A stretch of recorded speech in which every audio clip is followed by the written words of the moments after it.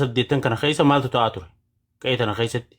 Humni hidhatee naannoo addaa irraa dhufee bakka yeroo barbaadetti saamee yeroo barbaadetti ajjeesee namoota dhibbaan fixee biraa deemaa ture. Oromiyaan hafuura tokko hin baasu. Qondaalaa fi bulchiinsi naannoo sanirra jirus tokkoon isaanii hafuura hin baasan. Maaliif kun ta'e? Kasijjeesu diina, diinni kun eenyu jennee wal gaafachuu danda'u qabna qaama. Kasijjeesu diina, diinni kun eenyu? Mootummaa ijaarratee miidhaa karaa heerawaa ta'ee fi karaa qaceelaa ta'een ummata kana ittiin miidhuu dadhabansanii isa karaa kanarra kaa'anii diinagdee ummata kanaa balleessuu irratti hiriiranii kan jiru gaafii wal gaafachuu danda'u qabna. Gaafii kana deebisuu danda'u qabna. Oromiyaan maaliif yakka kana nurratti dalagaa jira? Kan jiru qixa sirriitiin irraa dubbachuu danda'u qabna. Arraan tana ajjeechuma kana qofaa miti kan nuti laallee arkinee irraa dubbachuu qabnu ajjeechuma arkame miidhaa argamte tana qofa irraa dubbachuu osoo hin ta'in akkuma waliigalaattuu hundeen rakkoo tanaa maali? Bulchiinsi Abiyyi Ahmed eega dhufee hawaasni kun hawaasa rizistaansiin keessa jiruu hidha. Hawaasa qaamni hidhate keessa sossoohuu hidha. No. Dhugaa dubbachuufi hawaasni mootummaa kamuutuu akka mootummaatti fudhatee hin beeyne kan ammoo mootummaan kun qabsootiyyaan dhufe jedhee mootummaa kana fudhate kan hawaasa Harargee caalaa mootummaa tana fudhate ilmaan kiyya jedhee faarfatee lafa kaayyate ummata Harargee caalaa hin jiru. Sadarkuma Itoophiyaatti hin jiru. Tokkoon isaan jiru. Ummanni isa deeggare kunoo ummanni qabsootiyyaan dhuftee kan aangoo qabatees ijoolleetiyyaa haalli yeroo sanii keessatti haalli gartee daddaaqaa yoo jiraates haalli jeequmsaa yoo jiraates nan obsa jee ummanni obse kuni maaliif sadarkaa poolisii irratti baasamuunis sadarkaa nageenya dhorkuunis sadarkaa misooma dhorkachuutinis maafi itti xiyyeeffatee hawaasa kana miidhaa kan jiru akka Oromootti gaafachuu qabna jechuudha. So gaafiin keenya nagaya kanaaf tiifachuudhaaf miidhama keenyaas oolchuuf hawaasni naannoo sanii miidhaa isarratti deemtu hubatee ijoolleen isaa immoo if qindeessitee mootummaan kun mootummaa isaa eegan ta'ini mootummaa isaan malte barbaaddachuu danda'u qaba. Rakkoo isaa furachuu danda'u qaba. Rakkoo isaa qaamni isaa ala isaa furu tokkollee hin jiru. Rakkoo isaa kan isaa furuu danda'u tokkollee hin jiru. Oromiyaan uummata kiyya jedhee isatti isaan jiru. Itoophiyaan akka Itoophiyaatti uummanni kun uummata kiyyaa jedhee isatti isaan jiru. Faayidaa fi dantaa isaatti isaan jiru, lubbuu isaatti isaan jiru. Qaama humniti keessa ijaaramtee mootummaa irra tarkaanfiin fudhattu hawaasa keessa hin jirre tokko qixa kanaan qixa poolisiitiinis gaafa miidhaa irratti taatu tarkaanfii san fudhattaa jechuudha. Kan lamadaa Oromiyaan federeeshinatti ce'uu qabdi jechuudha. Oromiyaan dirqama gobla mootummaa jalatti ta'uu hin qabu. Maammi kanaa hubannu. Wanni tattaafatamaa jiruusi haala itti tattaafatamaa jiru santu dogoggora qabaataa jennu malee mootummaan hiree san nuu kenninaan hiree san akka kennituu fi irratti qabsaa jirra. Hireen sun maali? Siyaasaatiin akka namni dhiibamne biyya san keessatti irratti qabsaa'uu qabna. Hiree san yoo dhabne immoo tarsimoo biraa filannaa jechuudha. Tarsimoo qabsoo karaa nagayaa san gaafa dhiphisanii tarsimoo hidhannoo filachuun dirqama taati. Amma immoo bakka eessa jirraa kan jiru irratti wal gaafachuu qabnaa jechuu barbaadeeti. Rakkooleen har'aatti biyya keenya keessatti deemu jiru walitti dhaabbatee ji'a tokko ol ajjechaan deemu jira. Ajjechaan sunis naannooma tokko. Ciroo fi Adaamaa kana gidduutti humnitii waa dhooytu tun humna shiftaadhaa jedhame. Shiftaan kun shiftaa eenyuti? Okay, shiftaa mootummaa yoo ta'e mootummaan boolla awwaala isaa maaf qottiin gaafiidha bakka kanatti. Maaf awwaala isaa qotti? Mootummaan tahee jettee imaammata itti baafattee ummata kana diinagdeedhaan cabsuudhaaf waan kana gootii. Amma labsii ba'ee ture. Labsii diinagdee oomisha karaa jimaa kana akka gabaabbatu godhuu irratti akkuma biyyaattu labsiin ba'ee ture. Labsiin ba'e hubachiisee ummata kana hojiirra oolchisiisuu yoo dadhabe humnaan hojiirra oolchisiisuun dadhabuu hiidha. Maammee gaafilee ati deebisuu qabdiin gaafachuu jira. Waqabadha. Humnaan poolisoota bobbaasee qaama humna adda isaa bobbaasee yoo sunilleen ka dadhabu taate warra sila raayyaa ittisa biyyaa ta'ee jimaan buqqa'u godhuu hin danda'uudha gaafiin jiru. Okay. Gama mootummaatiin yoo ta'e mootummaan maaliif qabeenya kana qisaasu oomishamutti qabeenya itti baha. Jimaan kana magarsuu irratti dhaabuu irratti qabeenya gurguddaa itti baasa. Oomishanii gabaa dhiyeessuu irratti hagga gabaa dhiyeessanillee qabeenya itti baha. Qabeenyaa fi lubbuu namaa kana immoo mootummaan kuffisuudhaaf maaliif kana godha? Imaammata qonnaa keessattii fi imaammata oomishaa keessaa ni qabdi. Ka Itoophiyaatti hin qabdu. Poolisii irratti ni qabdi hin qabdu. Ammoo tarkaanfiin akkanaa kuni kan lubbuu nama hedduu qabu. Walitti aanee walitti dhaabbatee osoo addan citiin ji'aa ol deemaa ture. Namni gaafa jalqabaa abbaan ilmaan afurii kan gaafa ji'a tokko dura ajjeesan sun aanaa kiyya kan baddeessatti galee awwaalan san. Achi eegalee yeroo takka ciroof mi'eessuu hedduutti bordoddeetti hanga Adaamaatti ajjechaan kun deemaa jira. Kan irratti xiyyeeffate malee meeshaaleen fe'inaa makiinaaleen fe'inaa taanta biraa takkallee nuu tuqamaan jirtudha. Odeeffannoon lafa argachaa jiru. Lafa san irra hin jirru odeeffannoon qabatamaan uummata san keessa argachaa jiru. Uummanni kun ammoo makiinuma geejjibaa tan uummata irraa gabbuufamee miliyoona hangana kennaadhaa namatti gaafatamaa jira. Yoo uummanni waan san kafaluu dadhabe kan kafaluu dadhabe hin qabu kajaa'ame ajjeesee bira dabraa jira. Okay, mootummaan maaf waan kanaan kuni gaafiilee jajjabduudha. Tole.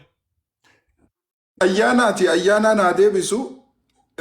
Akka gaariitti naa qabadhu naa yaadachiista. Kan biraa. Maaliif gaafii ayyaanaa ta'a? Yaada walitti qabi abbaa koo. Jala bubbate. Tole. Kan biraa suduudhaan makiinonni Jabuutii kaanis kakara wacaalee dhufanis hundinuutu Adaamaa fi Finfinnee seenaa jiran. Keessattuu bootteeleen ka gaazaa ka tuqamu jiru ka fe'inoota adda addaa cross country ka deemu sun tuqamaan jiru. Kan irratti xiyyeeffatame kanuma jimaa kana. Sababni koonoo maaliifi jedhamee irratti marii bal'aa godhuu danda'u qabnaa jeetii yaada. Fayyataa. Maame akka mariif nu ta'uuf hin gaafilee dhiyeesse. Ayyaana fudhadhu. Ayyaana gaafiin tunis keessatti si laallatti. Amma namni guddaan keenya mootummaa keessa waa'ee gaafii jettu tana deebisiif. Rakkattan. Isinis rakkattan. Bakka hin qabne waa qabna jechuu isinis rakkattan. Modereetoroonni nama maqaa ayyaanaa waamu fa'aa miyootu nu gochaa jiru jedheera. GGG namni jedhamu. Modereetor cunqursaatu jira. Miyootii Nama gochaa muti jiru. godina ijoollee Aangoo hin qabnu. Namni tokko chingoone yaada kijjiba. Nan godina jedhee barreesse akkana jedhee faarsaa jira modereetor Kina jiru. It's okay goda. Barbaannaan hidha. Lafarraa isin hidhu miti asiimmoo isin hidha. Inni rakkina hin qabu. Akka hoolaa wal oofa uummanni bakkuma wal argateetti. Walii gaafa qabattu amalli kee maal fakkaataa kan jedhu gaaffii cimaadha. Asuma tiktaakii irraa fa modereetara gaafa itti laattu nama harka isaarra ilaalta. Qabsoo keessattis aangoo ishee xinnoo gaafa argatu. Zabanyaas gaafa ta'u maal akkamitti itti fayyadama aadaa bilisummaa qabaa sammuunsaa sansakkaa akkasii keessatti jiraata akka nama tokko gaarii walirratti hin bobba'inaa gaafa akkas ta'u. Miidiyaan egaa miidiyaan akkuma baasiidha. Abbaa barbaadeetu galaa. Tokko nagaa, tokko maraataa, tokko barateeraa, tokko hin baranne. Societal intinni keenya maa agarsiisa. Mul'ata waan ta'eef isa akkasitti ilaalaa deemuutu nurra. Marii keessa al tokko dhagee ani maaltu nu barbaachisa. Siyaasni gaariidha. Siyaasa keenya fooyyeffachuu sirreessuun waan hundumaa fi utubaadha. Barbaachisaadha. Murteessaadha. Garuu immoo al tokko hospitaalas nu barbaachisa. Amaanu'eeliin kunis xinnaateera namni baay'een achi keessa galuu hin danda'u. Manni barumsaas babal'inni hin jiru. Kanaan duras dubbadheera. Koomentii keessa nan barreessa al tokko dhagee hospitaalan barreessa. Pikcharii isaa wajjin. Iswaan hospitaala deemuutu inni kun. Al tokko hospitaalas mana barumsaas barreessita. Lamaanuu barbaachisa. Gaafa hospitaalaa ba'u gara mana barumsaa deemuutu irra. Akkasitti yaada si ungulaalaa deemu.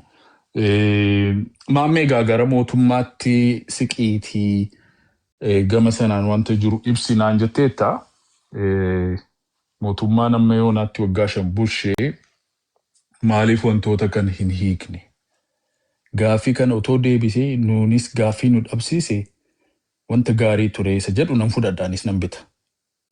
Nama gaaffii dhabsiisuu garuu hin dandeessu. Gaaffiiwwan kun murteessoodha. Maaliif mootummaan barbaachisayyuu akka biyya keenyaa miti akka sabaas miti. Generally why government? Gaaffii jedhu keessaa nagaa uummataa eegsisuu goonee kan gaafannu mootummaa. Taankis, baankis, bajetas, jettis hundumaa kan qabate isa waan ta'eef majority, the lion's share of the question goes to the government. Kontraata kan qabdus isaa wajjinidha.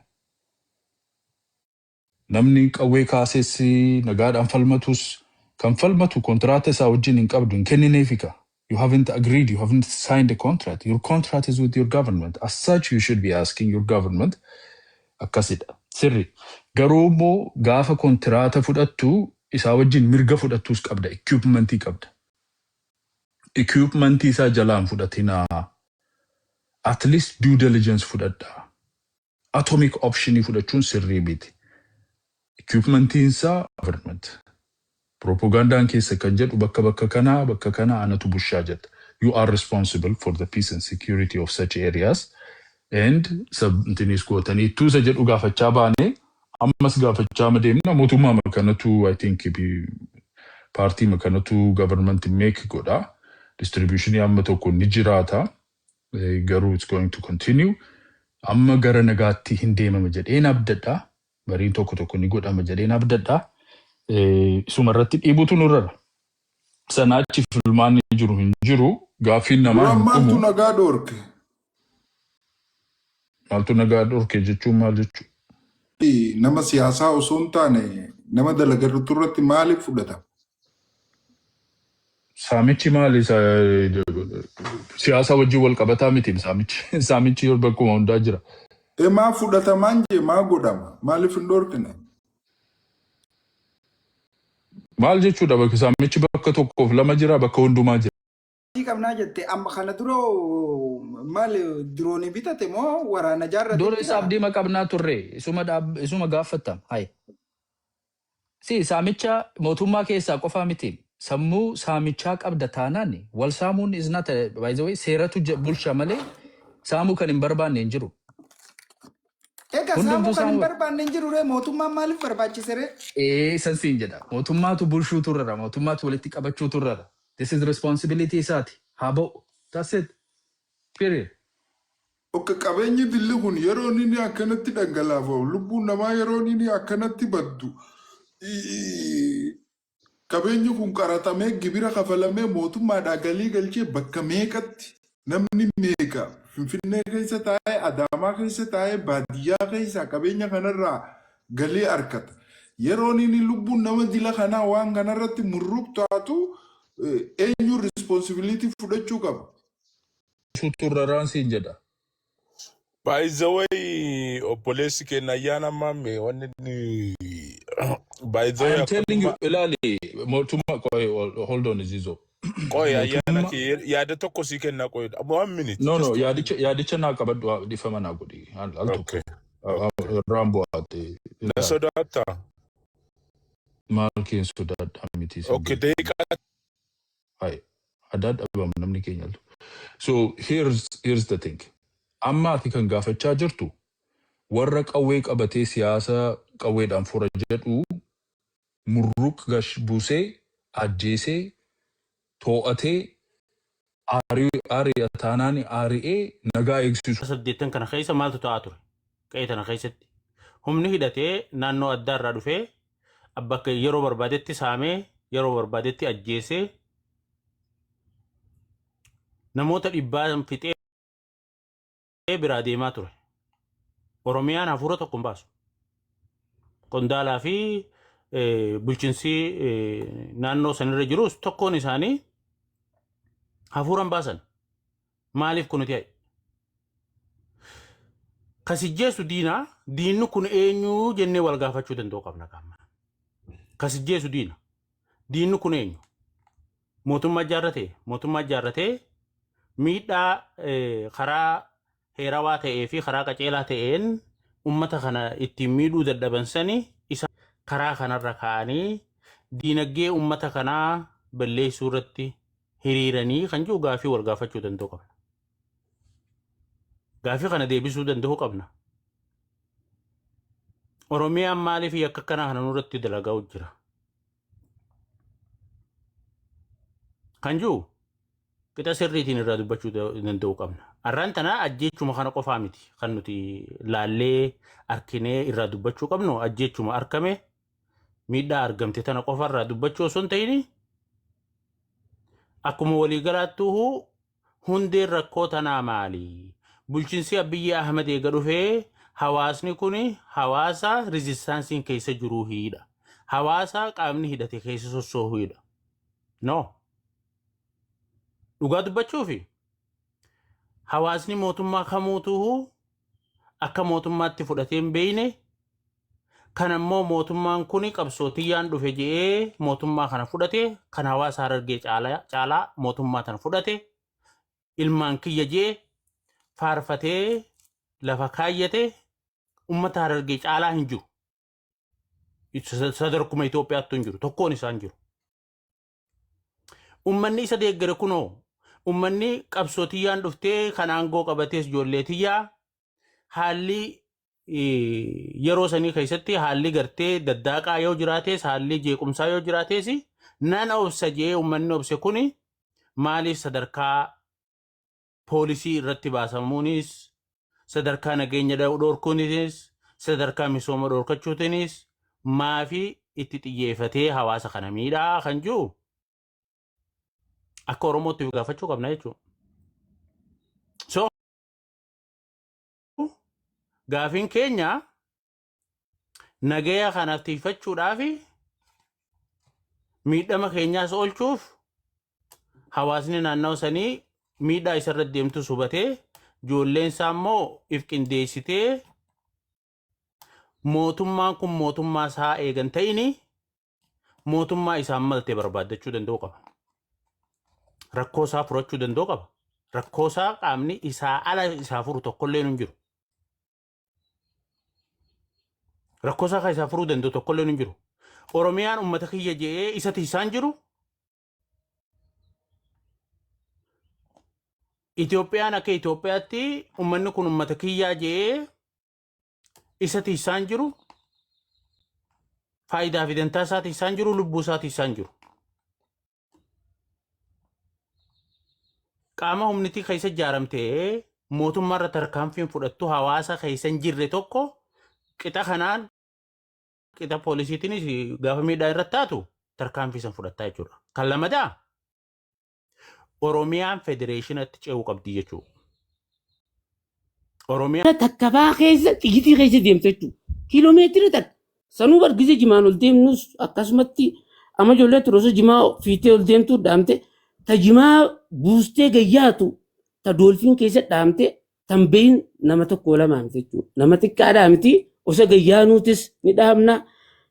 Shiftaan salfii qabateeti xiyyitii gamaa gamanaa osa sirroobtanii harabbi lubbuu baasanii ba'a. Kachittiif wallaalee dhaabbatee makiinuma keessa gaggabee dhufee achi fuudhanis ni jira. Yoo hin dhaabiniif kiiloomeetira 2 ol faadha makii xiyyituma keessa fiigda. Aboo shifeera maamataan facaafne sagalee itti tan osuma dhageenyu. Tokko tokko afaan Oromootiin moo afaan Amaaraatiin? Aboo afaan Oromootiin malee afaan Amaaraan dhageenyu afaan Oromootiin Oromiyaa kanarratti hedduu baay'inaan garuu loqonni kutaa wal beeknu wal dhabaa kun jechuun waan beekamti. Ani akka dhiifama naa godha jaraadhaan xiqqoo dhiifama waan kanaan adda baafachuu barbaada. Makiinaan tun karaa gamanaayis akkan argutti karaa gamanaayis inumaa fuula duraayis rasaasatti banamuu jira. Jarri kun humna dilaa. Humna dila amma doontana. Nama hedduudha. Humna dila ijoollee karaa dirree qaallutti Yassabootii fi Boddudde tana jidduutti qabamte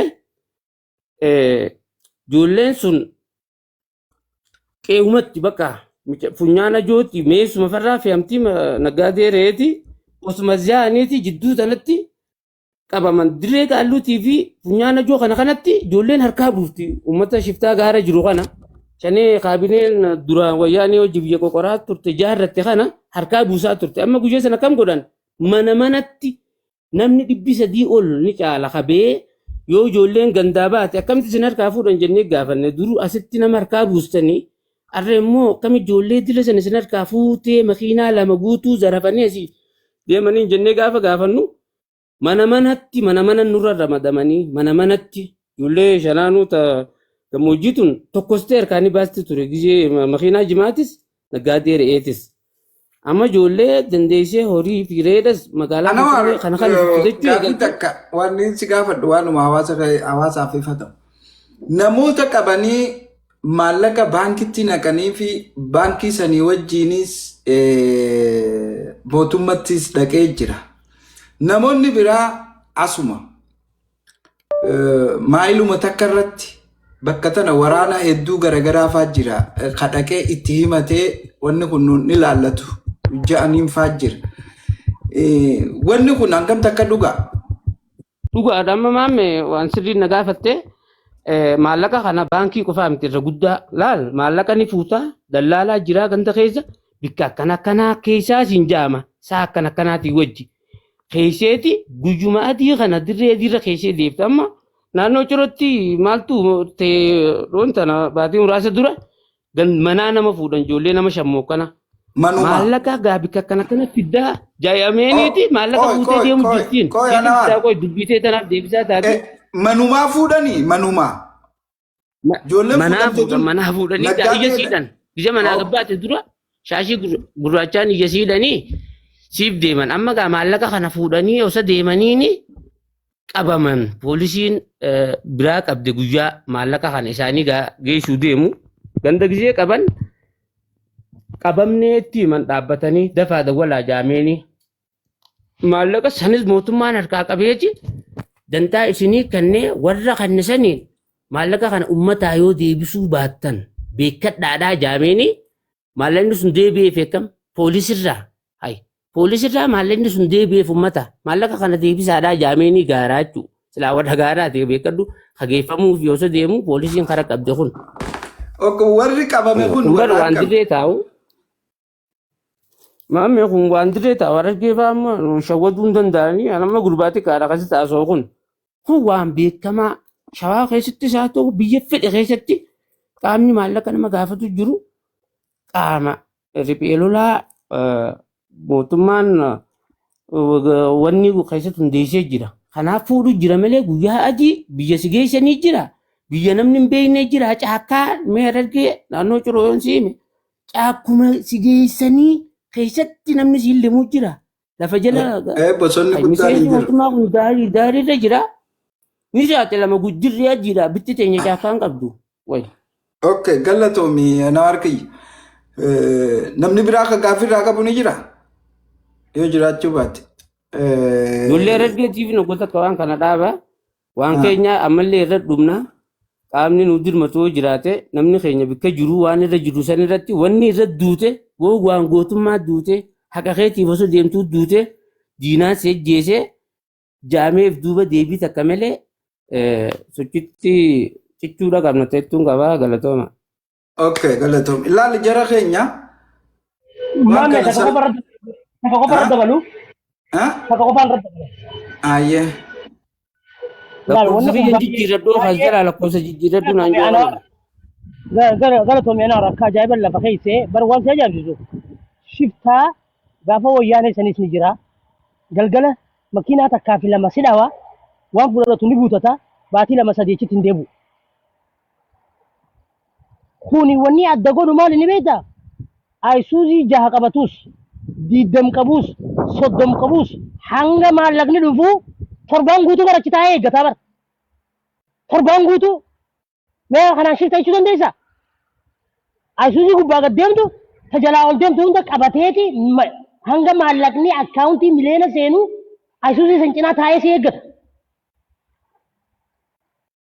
Mootummaan eessa jirti? Torbaan guutuu wali dhaabee makiinaa kana wali qabanii hanga maallaqni akkaawuntii seenuu ta'anii eegan. Amma kun shiftaadha. Bar karaa kana waraana hedduu jira bar naannoo kana amma naannoo ijoolleen itti qabamtu kana karaan kun ammas karaa federaalaati waraana hedduu jira bar. Naannoo wanni kun itti ta'u kaambii waraanaa kiiloomeetira 2 ta'u. Kiiloomeetira 2 ta'u kaambii waraanaa. Yaa jara keenya laale hedduu galatooma hawaasni kuni wanni hawaasa kanaatiin tokko isin ibsa. Rakkoon ganda keessatti kophee milishaa bitaadhaan lafa milishaa qotaadhaan maallaqa nageenyaa ja'anii irraa guuran hisaaban qabu. Ilmaan isaanii kan waraanaaf jalaa guuran hisaaban qabu. Kana gubbaadhaan mootummaa kanaa akka rabbitti sagadaa waan mootummaan kun gaafate hunda godhaa jira hawaasni kun. Wanni garaa nama nyaatu silaa fincilee tarkaanfiin akkanaa irratti fudhamee nammararu hawaasa fincilaadha jaame.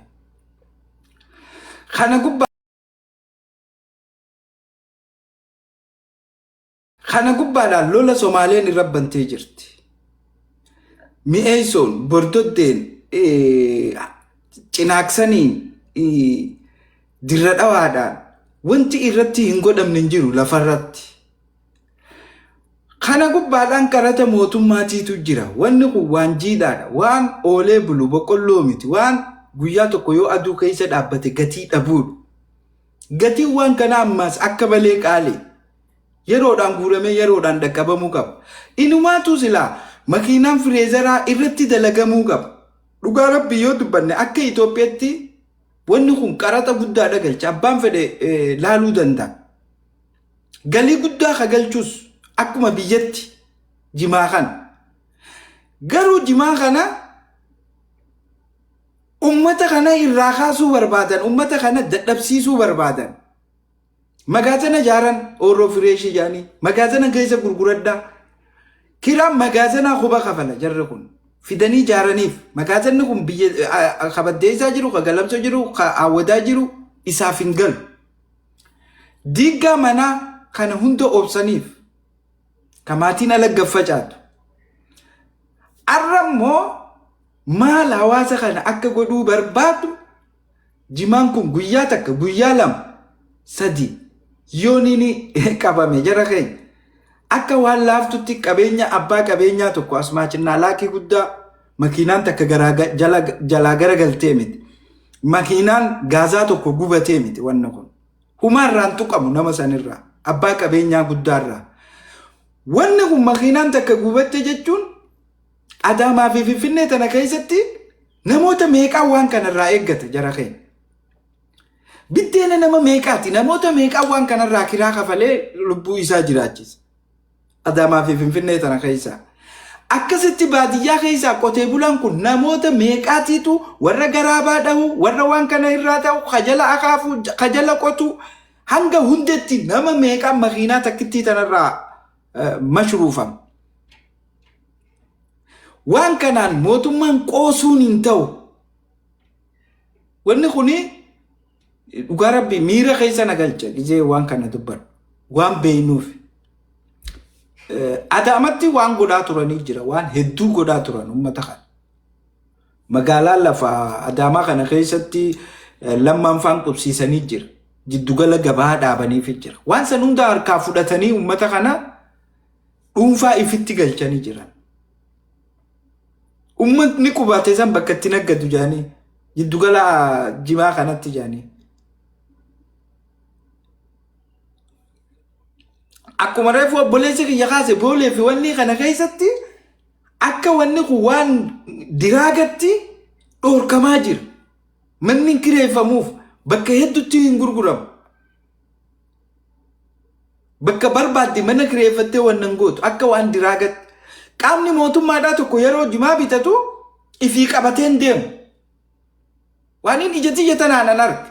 Ijoollee xixiqqoo fuudheeti ijoollee xixiqqoo jimaa bitaa inni harkaan hin tuqu. Ijoollee xixiqqoo tanaatu akkanatti adda qabee laalaa gubbaarra dhaabbatee laallatee ijoollee xixiqqoo tana qabee deemaaf.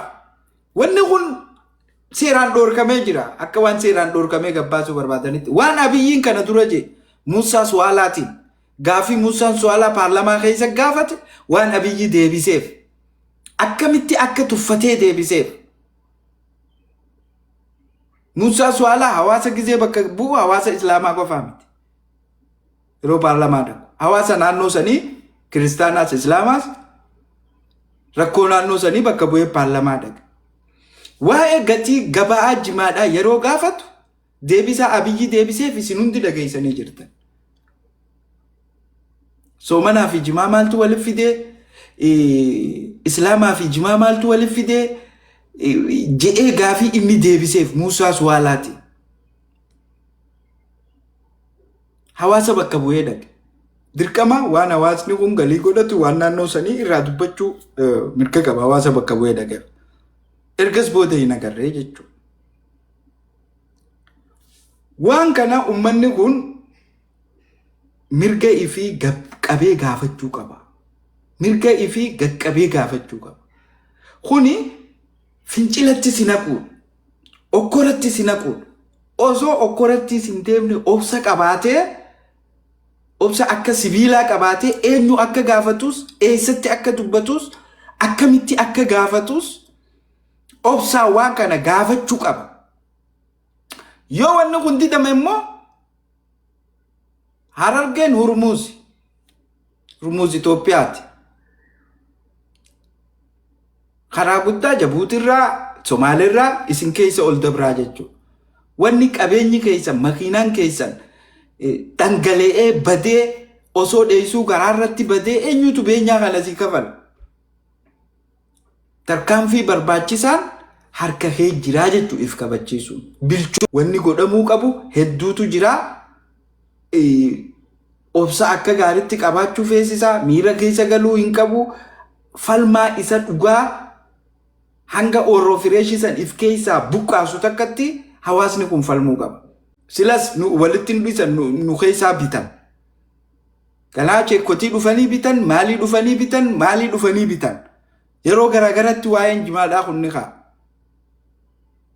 Garuu akka gaariitti qaama biraarratti xiyyeeffachuu dhiifne obboleessi keetis yooniin ka cubbuudhaan si deemu taate dura dhaabbachuu danda'u qaba. Amma fakkeenya xiqqashee tokko kaaseetiin irraa bu'a. Waan Harargee lixaa keessatti. Harargee lixaa tana waggaa 8 kana nama meeqaa dhumaa jira. Qallicha anasoo jaaniin achi kaatanii mootummaan kaatee isaan sirna biyya san keessatti gaggeessaa jiru. Bordoddee irratti, masalaa irratti, aanaa daaroo labu, mi'eessoo irratti naannoo inni bulchuu miti.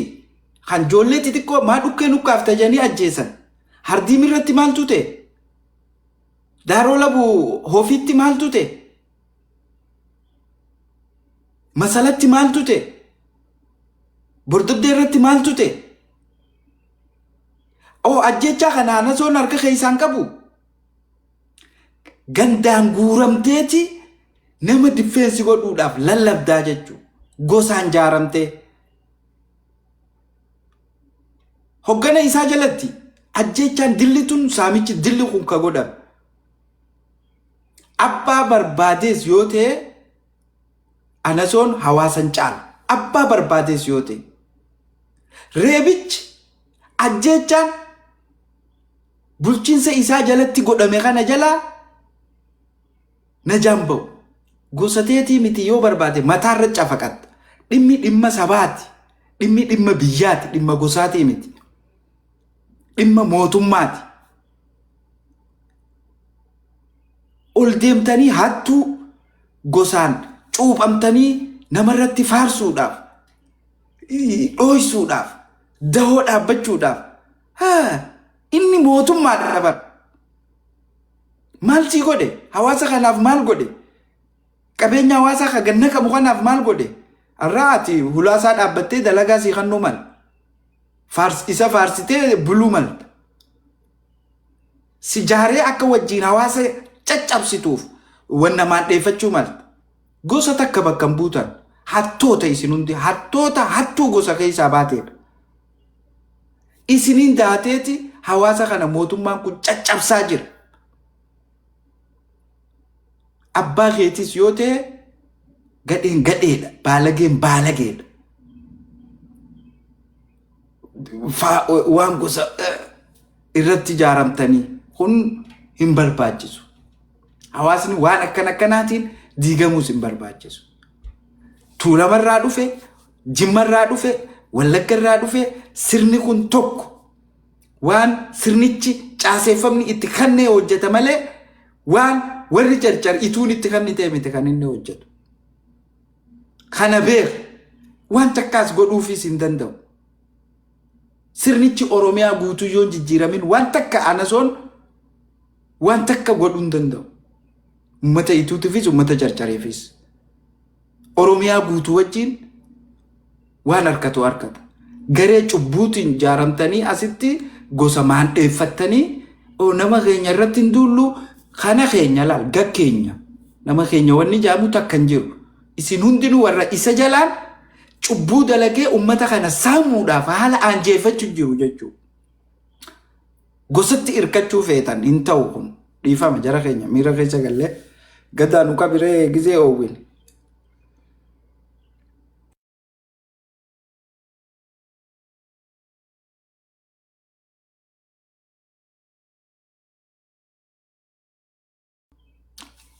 Yaran hin jirtanii? Ni jira mamme. Jaalsamee abtarraa fanni mee? Jaalsameetu jira. Samee Usmaanii. Jaalsamee. Taama fudhadhu. Tole jara keenya akkam ooltan. Akkam oolte mamme. Ooltanii jirtanii raasiyaa ta'e akkam nagaa. Oolle fayyaadha. Dhiini haa si danfuu maana danfan jahin dhiini si danfuun haquma. Namni haqaa dhaabbate dhiini ni danfa kaan dhiini isaa ititee taa'a jechuudha. Onneen timaatim taateetu hedduudha amma. Jara keenya wanni baharra deemu jiru kun tokko saaminsa lama duguggaa shanyiiti. Durirraa haa jalqabnu gaafa jarri kun OPDO jala turanis waan baharratti haa ture ni beeynaa jechuudha. Bara Ihaadigiis kotonee buqqaasuun hadiida baaburaa buqqaasuun naannawa bahaa kana laamsheessuudha. Naannawni kun waan taargeetteef qaba. Tokko qaroo ijaati. Qaroo ijaa hoggaan bu'uura qabsooti. ummanni kun yoo diinagdee hin laaffifne yoo jiraasaa keessaan ajjeefne yoo hayyuusaa keessaan ukkaamsine yoo tuffanne undermined yoo goone ummanni kun gadiin taa'uu nukka'aa ummata kana caccabsuudhaaf qabsoo tana caccabsuudhaa jedhanii yaadan warri kun. Wanni kun irratti yaadameeti irra qophaa'ameeti waanuma guyyaa keessaa tahee miti wanni baharra deemaa jiru kun. Fakkeenya tokko fudhanne amma saamichaa jira ajjechaa jira jedhan silaa mootummaan jiraate ajjechaa tana abbaan fedhe ajjeesu qabu ummatarraa qaama mootummaa dhifiin jeessani arra garuu qaamuma mootummaa ifiin jeessaniitu shiftaa 120 jaarratee akkaawuntii banee fi ummata saamsisaa jira. Ummata hoggaa qaba miliyoona gaafatan kuma dhibbaan gaafatan kun kagalu jiru akkaawuntii baankii biyyaati. Baankii biyyaa san kan kontirool godhu mootummaadha. So qaamuma shimallisfaan jaaraniitu ummata kana saamaa jira. Qaamuma saniitu akkaawuntii banee fi ummata kana akka kana godhaa jira jechuudha. Qaamni biraa hin jiru. Mootummaan kun kan mootummaa fi hin jiru kun volkaanoo irra taa'u jira. Volkaanoon tun gaafa dhoote sirna san hundeedhaan balleessaa jechuudha. Ummanni tokko ati ajjeefteef, ati hiiteef, ati saamteef waan ka'eefsan dhaabsisuu hin dandeessu. It is matter of time. Yeroodhaaf malee haga dhumaa dhaabsisuu hin dandeessu. Ummata haqa saafalmatu tokko. Anka ajaa'iba nattu yeroo hunda dubartoonni naannaa bahaa bakka bu'an dhiiran arku dhiira tanan galchuu hin barbaadan. Maaliif dubartoonni empower dubartoota godhuun gaarii. Garuu dubartoonni naannaa bahaa kana bakka bu'ee jiru dilli shirgud jechaa yaa'u kun ummata isaanii miidhamiinsa ummata isaanii kanan arkanii. Ummata kana daangaa Soomaaliyaatiin lollitti baname dirree dhawaa keessatti abbaa fedha isa seenee ajjeesa. Kun cufti karaa asabootiin lola deemuu ni agarra. Kana cufa kan mootummaa abbaan ifiin jedhu kun godhaa jiru. Malee qaamni biraa kana godhuun jiru. Kanaaf maal godhuun namarra jira? Ummanni keenya ummanni Oromoo walii galattee keessaafuu qaamni miidhamaa jiru kun karaa bahaa kanaan walumaa galaan Harargee bahaa dhihaan jiru walumaa gala zooniin bahaa kun mirga isaa falmachuu danda'uudha qaba. Haga jiraasaa keessaa guuranii ajjeesan haga qabeenya isaa saaman usee taa'uun irra hin jiru. Jimaa biyya sanii kajabuuti dhaqu ka daldalatu shimallis mataa isaati horii isaa guurratu. Garuu xixiqqaarraa hafe kan uummanni keenya ittiin jiraachuuf olii gadiin deemu hoggaa makiinaarraa buusanii akkas godhan mootummaa miti shiftaadha. Hoggaa inni shiftaan sanuu mataan isaa mootummaadha. Mootummaa shiftaati. Jara keenya waan tokkoon dhiifa manaa godha. An tuulama jechaan jiru macca jechaan jiru garuu shiftoota maqaa shawaatiiniif jaare. Ka generaalli keessa jiru, ka kurneelli keessa jiru, ka pirezidaantiin Oromiyaa ja'an keessa jiruutu qaama kanarra yakka hojjechaa jira. Yakka kana kafirraa dhaabsisu ummata. Ummanni jaarame tokko ni iyyata ni dubbata. Ummanni kun akka waliif hin dhaabbatan. Shiftoota maqaa mootummaatiin jaarame. Yes. Maqaa shawaatiin murruq ta'aa jirti. Ummanni lakki tuulamni murruq ta'aa jira. Macca murruq ta'aa jira. Warra maqaa shawaatiin deematu. Warra maqaa alagaa ifi maxxansee maqaa Oromoo lagate kana. Okay? Kana godhaa jiru. Okay? Karaa kaaniin yoo dhufne ummata keenya akka waliif hin dirmanne gandaa fi gosaan cabsanii jiran. Ummata tokko gaafa moohuu barbaaddu gandaan adda guurta, gosaan adda guurta, balaa amma dhufte tan fidan jechuudha. Nurra fidan. Kanaaf ummanni keenya dammaqiinsa qabaachuu qaba, awareness qabaachuu qaba, ka alaatis sagalee ta'uu qaba, ka keessaatis falmachuu qaba. Amma duratti abbiyyoo waan je'eetu jira. Namni dhumu jira jennaan namni miliyoonni yoo dhume haafeen gaa'aji Ameerikaa keessattuu namni dhumaa jira. Namni kun isaan ni finna ja'anii fi isin dhumu.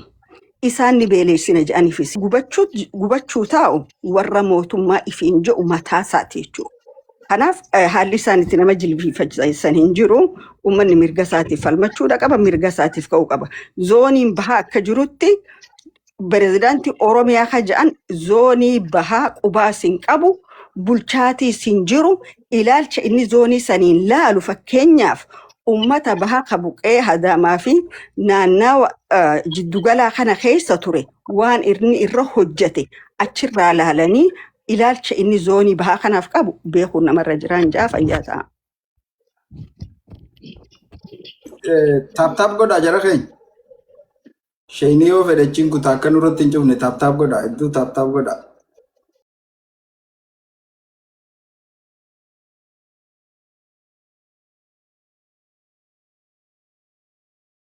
Taap godha. Koppilinkis godha. Gammachis. Jirra galata rabbi. Wanti isin jiraattan kun waan dhugaati. Kana durallee taazamnaa turre waan baay'ee argaa turre biyya irra rakkoon baay'ee jira.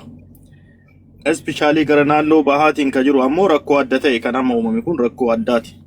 Tokko uummanni sun kan jiraatuun uummanni naannoo sanii diinagdeen guddaa inni qabu jimaadha.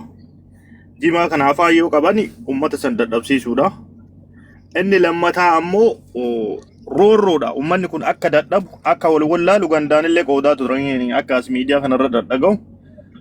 Ganda akkasii ganda akkanaa jedhaatuma kana dura deddeemaa tureera gara waggaa 3 waggaa 2 wanni kun deemee ammoo dadhabsiisaa guddaa irra gaheera waan kanallee warroonni naannoo san jirtan tokkummaa barbaachisa namni tokko yoo ta'e akka salphatti ummata Oromoo hudu tokko ta'e qaamni biraa keessa seenee akka fedhetti gara fedhetti hin dabsu rakkoon guddaan jiru naannoo Oromiyaa keessattuu naannoo bahaa kana kan miidhaniini walitti oofuun gandarraa qoodanii kutaan qoodanii gosaan qoodanii achi booda amma diinagdee dhufan. Diinagdee kana ammoo karaa dadhabsiisuu jechuun akka uummanni naannoo sanii dadhabu akka uummanni naannoo sanii miidhamuuf wanti kun dhufe. Kanarra maal jechuu barbaade tokkoffaa tokkummaan haa jiraatu Oromoo hunda kutaa bahaa dhiyaa kutaa hundattuu. Lammaffaa ammoo warri naannoo san dhalataa naannoo sanii taata Oromoo keessattuu waa'ee tokkummaa jabeessa waa'ee gosaa waa'ee gandaa osoo dhaga'uu dhabee baay'ee dhaga'uu dhabnee akka Oromootitti illee dansaadha walumaa galatti jechuu barbaadeeti. Yaanni kiyya kana inni kun ammoo waa'ee jimaa irratti yeroo baay'ee ani muummicha ministeeraa illee dhageeffadhaa obbo Shimallis illee dhageeffadhaa yeroo tokko afaanii wanti afaan isaaniitii bahu dansaa miti waan gaarii miti jechuu dhimma jimaa kanarratti yoo dhaga'u jechoonni isaan fayyadama ainuu fayyadamuun natti hin tolu yeroo tokko. Kanaaf isin yoo jabaattan uummanni naannoo sanii uummanni Oromoo yoo jabaanne nu tokko yoo taane dubbii dubbatanillee eeggachaa dubbatanii waan jedhuufi akka yaadaatitti yaada koo kaase galatooma waan affertaniif sinin jechuu barbaada. Yaa galatooma jara keenya laal jara keenya dhugaa dubbachuudhaaf kan Harargee bahaa keessa Awwadaayis Haramaas qorqaa jiru gabaasni isaanii hundi dhufee jira. Waan kanarratti hawaasni qurtii qabaachuu qaba. Gosatiyyaa tuqamee maaliif tuqamee akkanaa akkasii taanaan rakkoo tana ifiif miskiina keessan irratti hawaasa keessan irratti naggaatee keessan irratti irra qabaa jirtan. Dhimmichi dhimma biyyaati.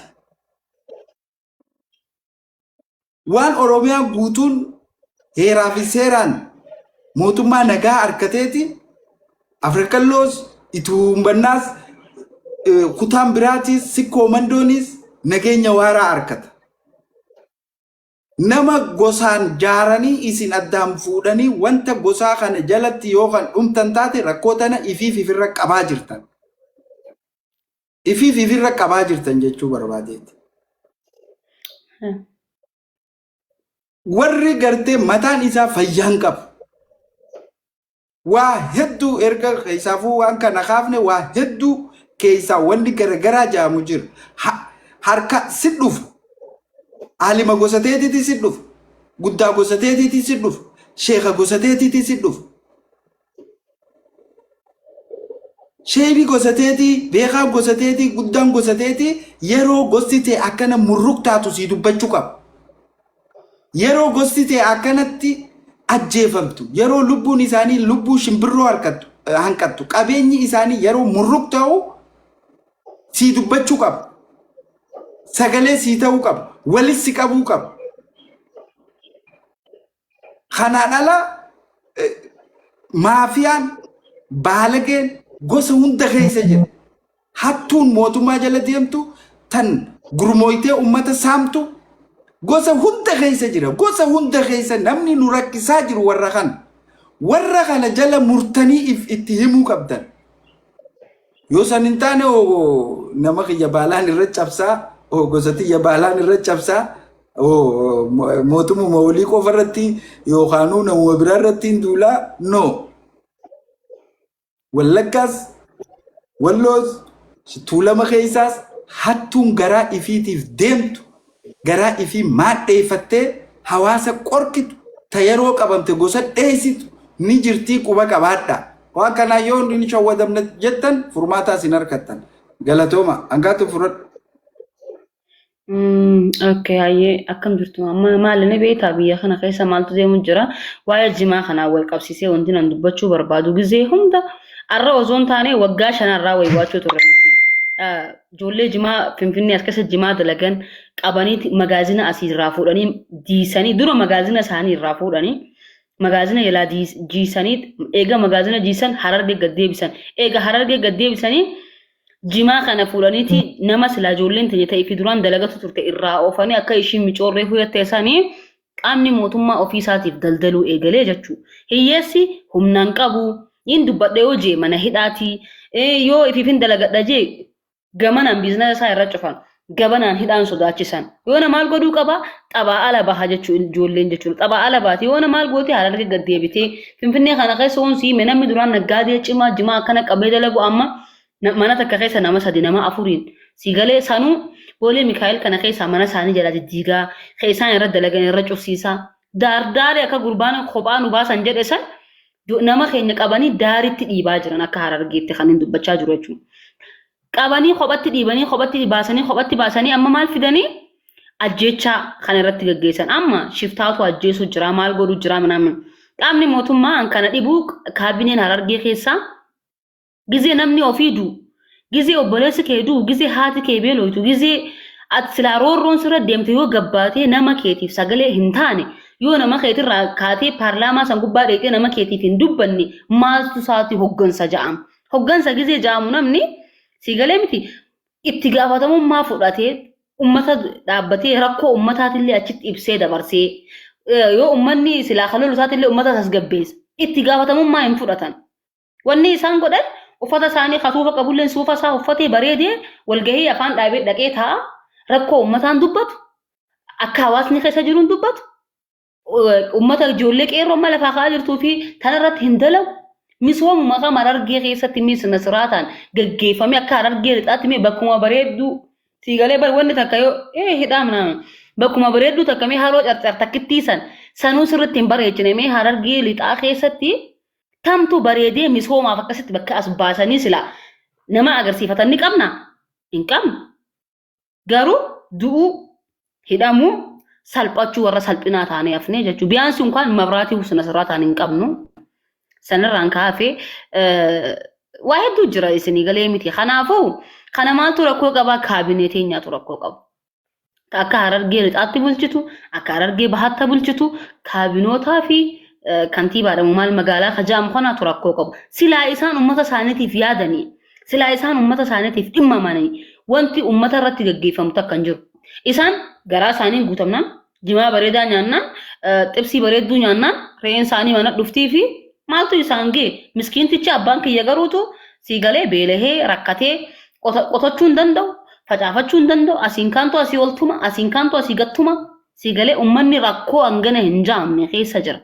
Baay'ee kana kan dubbachuu qabu warra silaa bakka san ni bulchaa biyyi san kaabinee qabdii waan ja'amu takkaatu kaabineen kun ummata bakka bu'ee bakka san ta'a. Rakkoo ummataa hin dubbatu. Mee amma shan gadhiyoon tan akkasii waa agarsiisan san ummata du'u jiru kanaaf maaliif gabbaanii feesbuuka gizee taanu waa irra faarsaa oolan san ni qabanii feesbuuka san irratti ummanni kun duuti irraa haa dhaabbatu jaanii maaf sagalee takkan ta'een agartee ati maammi hin agarree. Waan biraa odeessan isaan. Ayyee hangaatu siif gaati amma. Wai wallahi haasa. Siif gaati.